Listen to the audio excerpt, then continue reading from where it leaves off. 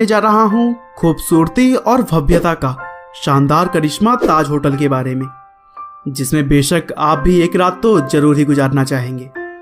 और दोस्तों, सिर्फ भारत में ही नहीं बल्कि ताज होटल की सुविधाओं के चर्चे पूरी दुनिया में किए जाते हैं। साथ ही बता दूं कि यह होटल टाटा ग्रुप की ताज होटल पैलेस रिसोर्ट का एक हिस्सा है, जिसकी शुरुआत एक महान शख्सियत टाटा ग्रुप के फाउंडर जमशेदजी टाटा ने की थी।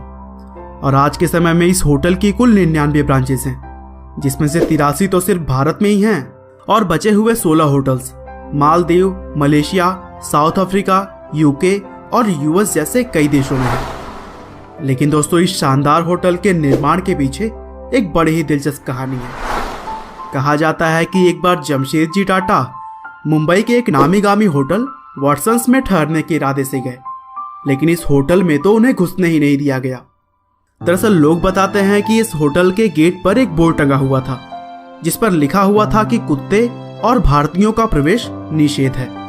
और इसी वाकया से शर्मसार होकर बदले के इरादे से जमशेद जी ने अपना खुद का एक भव्य होटल बनाया, जिसकी शुरुआत 16 दिसंबर 1903 को की गई थी। लेकिन वही कुछ लोगों का यह भी मानना है कि यह कहानी बिल्कुल गलत है, क्योंकि जमशेद जी बदले की भावना वाले व्यक्ति नहीं थे। यह होटल उन्होंने अपने एक दोस्त की सलाह पर शुरू की थी, क्योंकि उस टाइम मुंबई में अच्छे होटल्स की बहुत कमी थी।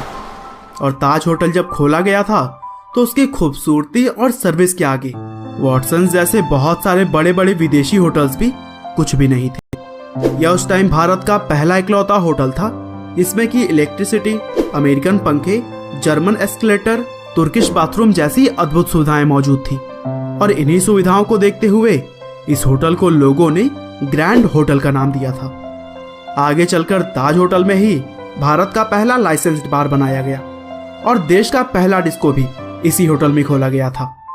शुरुआती दौर में इसमें सिर्फ 13 रुपए का किराया देकर कोई भी रह सकता था। और इस होटल में यूरोपियन और राजा महाराजा भी ठहरा करते थे। और दुनिया की बड़ी हस्तियां जैसे कि बिल क्लिंटन और माउंटबेटन भी यहाँ ठहर चुके हैं। और दोस्तों, एक हैरान करने वाली बात बताऊं, पहले विश्व युद्ध के समय इसे 600 बिस्तरों वाली हॉस्पिटल में तब्दील कर दिया गया था, जहां पर जख्मी लोगों का इलाज होता था। और मुंबई के इस होटल ने समय के साथ साथ कई सारे उतार चढ़ाव भरे सफर भी देखे हैं।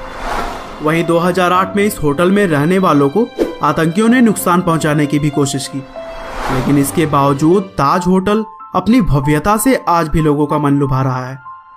और हमले के बाद से ओबामा ने ताज होटल में रुककर इस होटल को भारतीय लोगों की ताकत का प्रतीक बताया। तो दोस्तों, अंत में बस मैं यही कहना चाहूंगा कि जमशेद जी की कहानी सच हो या फिर गलत, ताज होटल शुरुआत से लेकर अब तक भारतीयों के लिए गौरव का प्रतीक